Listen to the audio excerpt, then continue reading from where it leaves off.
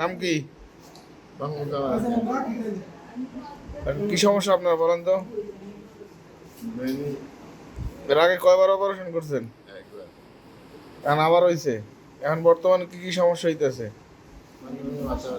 মাথা ব্যথা হয়, চোখে কম দেখেন,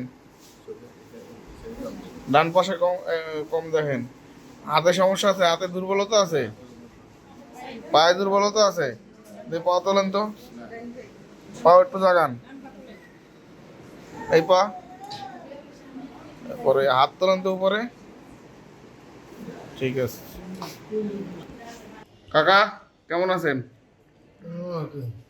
এই হাত তোলেন তো উপরে, এই হাত তোলেন। এমনকি আগের থেকে ভালো মনে করতেছেন অপারেশন আগের থেকে?